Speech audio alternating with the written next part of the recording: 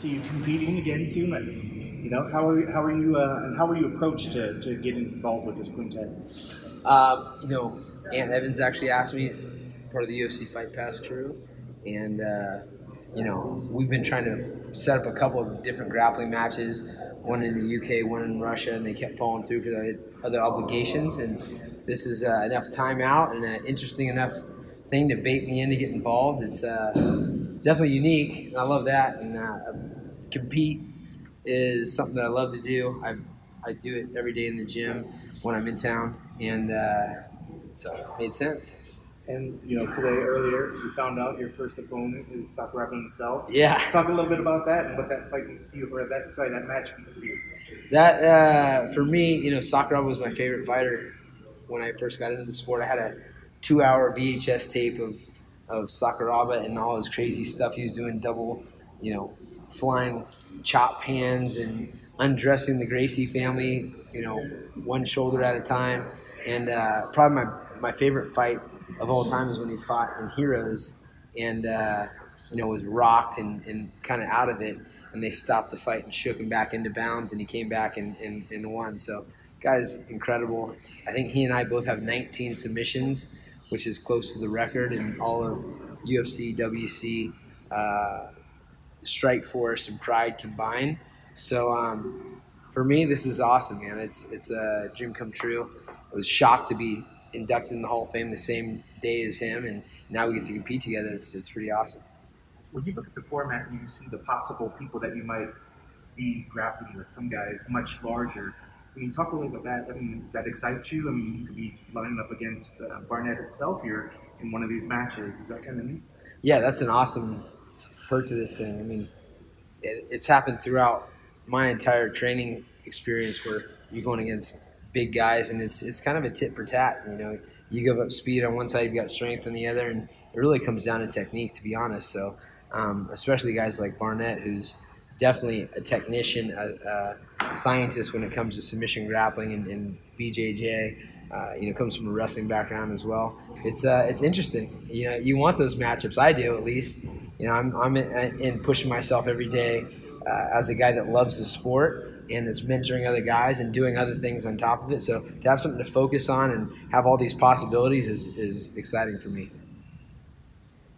You talked about a 5-man team. I know you talked about in the past heavyweight, requiring a heavyweight for your team. Even you know, other names like lighterweight guys like Chris Holwood may pop up. Can you give us an update of what the current team alpha male team's looking like going in? So we've got two heavyweights that are brought on by Fabio Prado, who's, you know, one of the head jiu-jitsu guys at our team. You know, our Brazilian fighter is Olympic Brazilian wrestler and black belt in BJJ. I forget how to pronounce his name exactly. I'll put it out. It's you know, it's exciting to have him. He's like 235 pounds, and then we got Kelly Knudsen, who's out of Reno, right down the road from us. He's just recently a black belt, but a heavyweight as well. And they've got Munch Shear, he's trained with us, you know, off and on throughout the years, and is out of New York. He's about 170 pounds. And then Dustin Akbari, he's one of the founders of the team. He's the first guy that was with me when he was 14 years old. He's a world champion jiu-jitsu player, and so we're all kind of working together to figure out the best game plan for attacking these other 5-man teams. It's fun. As far as the strategy goes, is there anything, you know, without revealing too much, as far as what could be an advantage in a gym that has a lot of smaller guys? For example, scrambling defense sounds like it could be a good strategy for, as far as the way the format goes, as far as canceling out, you know, say a big guy gets momentum on the other teams. Are you thinking about scenarios like that and how your guys' strengths can play into the competition? Yeah, big time. I mean, this is human chess at its finest. I mean, it already is in Brazilian Jiu-Jitsu, where it's mixed martial arts, a piece of mixed martial arts, but it's the human jockeying. That's part of it. And now you've got multiple players and different strategies and things like that. So it's just a fun game to play, you know. For us, if you're 44 pounds difference from the guy you're competing against, it's a 4-minute match.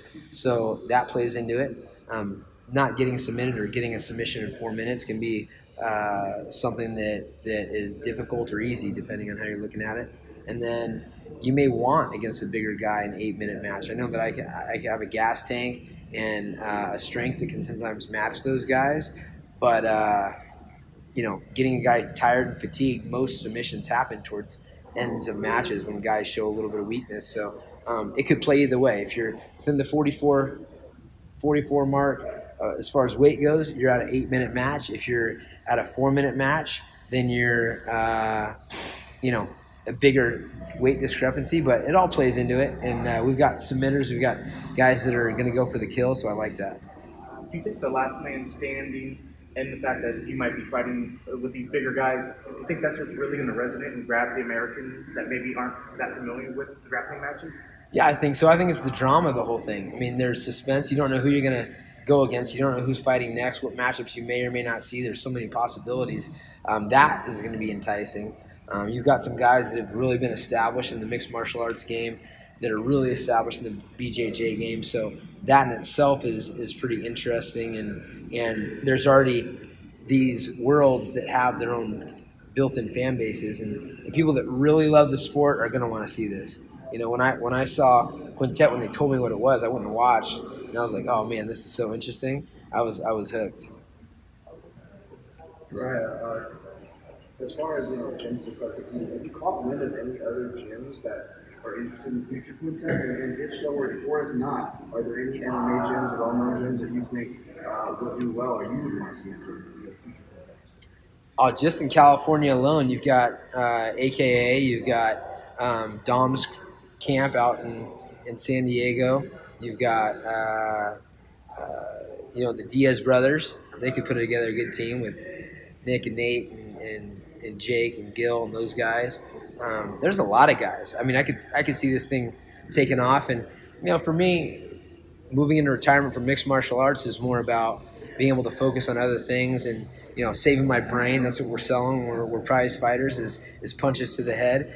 This is a good way to compete. Kind of whet the appetite a little bit, and then also have a lot of fun. So. Maybe this will spark an interest, get the fire back, who knows. But for right now, I'm just excited to go out and compete and be mindful of a new game that I'm playing. That just kind of took my legs out. My last question was, is this sparking the idea of you maybe getting back in there? Because you are, I guess, still under contract with the UFC. So if you did fight, you would fight underneath them? Yeah, I'm still contracted with the UFC. I'm still in the USADA pooling, just in case something comes up. I train, more than some of the guys that are pros, to be honest. I'm in the gym all the time when I'm in town, especially.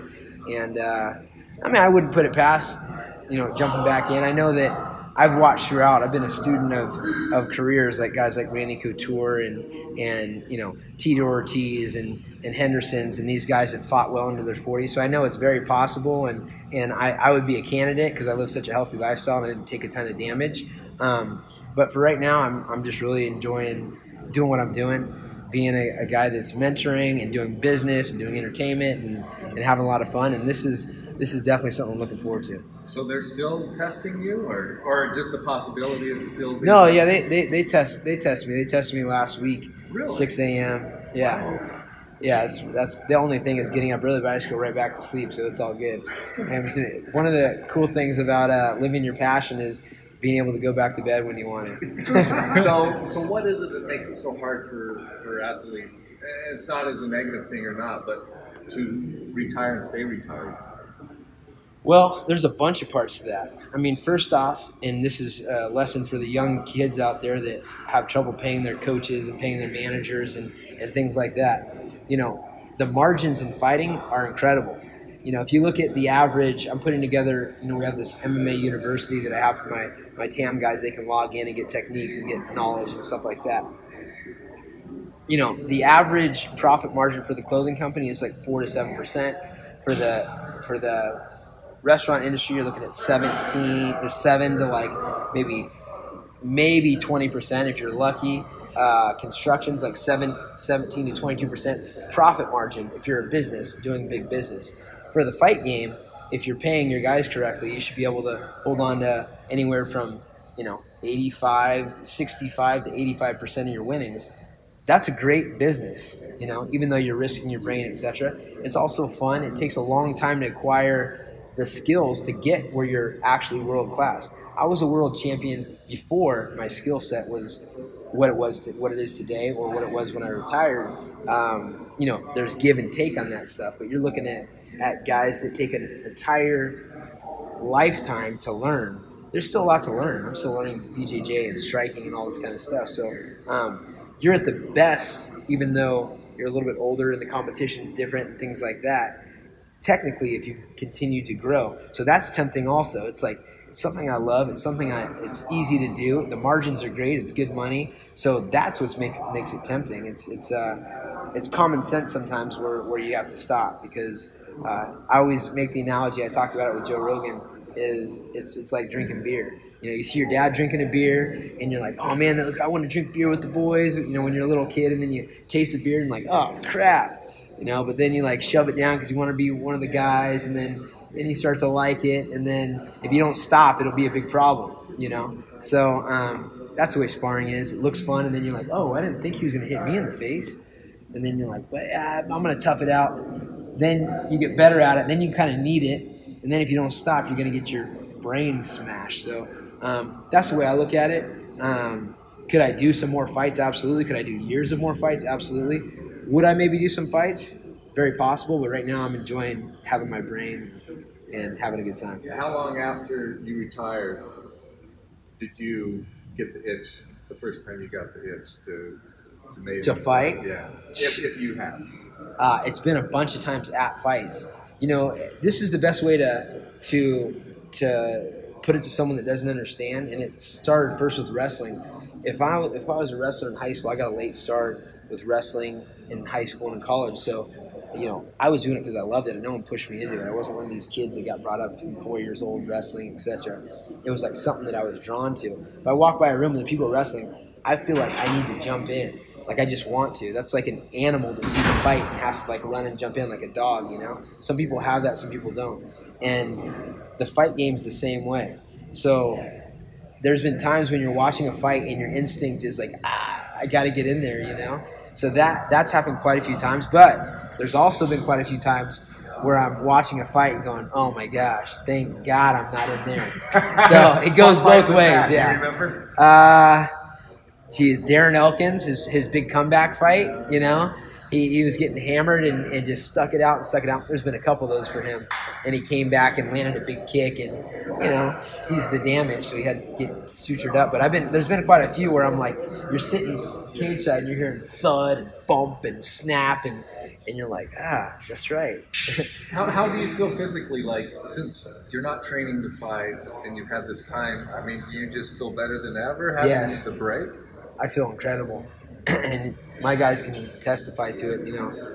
You know, for Cody's match, we did a 50-minute grind match. My design, I wanted to do a 50-minute grind match in jiu-jitsu, just to push me and him. And we've done. You know, I compete all the time in the room. I got, you know, that's my release, and that's my judgment of where I'm at. So I feel great. I feel strong enough to cut weight. I hit as high as 166, which was like, holy crap. By the time after training the next day, I was 157.5. So my body is fluctuating, but yeah, I got up to 166. That's massive for me. So I feel strong. I feel good. I'm you know, excited to go in and train. It's a good feeling. So you're not ruling out a comeback. What would it take to make that happen? I would never rule out a comeback. This is the real world. It would have to be a fight that makes a lot of sense and have some good money behind it, and it'd have to get me excited. That's all. Right. Ricardo Ramos, who was training with you, now you have Raulian Paiva, another Brazilian Fabio Prado. Yeah. And Daiko? Daiko. Yeah. Are you thinking about bringing more Brazilians? Are you thinking maybe you open a Team Alpha Male in Brazil or something like that? We have I think 23 or so, counting Dana White Contender Series fighters that are either full time or part time coming in to train with us that are you know, training with Team Alpha Male. And Fabio Potato Prado has been my long-term coach. He was 10 years in my corner. He has a gym that is 45 minutes from my gym. We all work together. So he's been bringing a lot of top level talent from Brazil. And so we're going to continue to grow the Brazil side. We have, the Team Alpha Male Japan guys with Taruto and the guys out there. We have quite a few guys from China now. We have 4 guys from China at our gym. Song Yadong is actually the guy right now that is kind of leading that charge. He's incredible. We have big hopes for him. We've got a bunch of guys from the UK. There's a little girl named Corey McKenna who's about to fight in about 3 weeks. She comes out and does some training with us, and she's a phenom. She trained with us when she was 16, 17, now 18, and she's incredible. We've got a guy, Mason and Nad Namahari. We've got a lot of guys from that part of the world. Our team is massive, and people don't know because it's you get to identify, this person, that person, but we've got a massive operation in the new facility, and Brazilians are a big part of that. I have to ask before you go, you've been, speaking of business, seems like you've been having a lot of fun with Hollywood and with movie productions and all that sort of stuff. Can you maybe give us an update on what's there? Is there anything new coming down the pipeline? Yeah, we have a movie called Green Fever, and I'm producing on it. We shot the whole thing in 10 days. It's a really cool storyline. It's based on a true story. I actually have Andre Touchy-Feely, who has a big part in that, and he does a great job. The guy's a natural. And so that's one of about 7 different movies that I have, rights to and in the pipeline. Some that I'm in, some that I'm just producing, and I'm enjoying that side of it. I've studied that game for about 8 years. My manager, Mark Schulman, kind of started giving me tutelage throughout the years, and I've built a team, have a little production company with Jared Roxburgh and who I met through UFC actually, and really cool, fun stuff, and I'm learning the business side of that. It's just like, the fight game. I started in the fight game in 2003. There was no roadmap. There was no, status quo. There was no weight class for me, and had to find out my own path. In the entertainment, there's actually like rules and recipes and equations where you can make some money and be creative, and so I'm excited about that side of things. Crazy weed guy, right? That was a it's a great story. And when you see the production value of this thing, you're gonna trip out.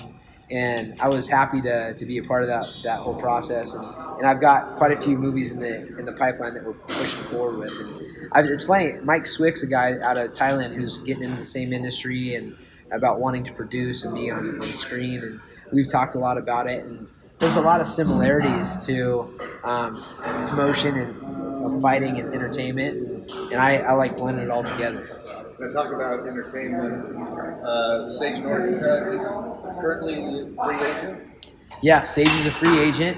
I'm hoping the UFC seals that up pretty quick so we can get that UFC championship, but at this point they haven't thrown him an offer from what I understand, talking to his father, and that kid's going to be in demand. He's 21 years old, and is he 21 or 22? I don't know. But he's getting so good so quick.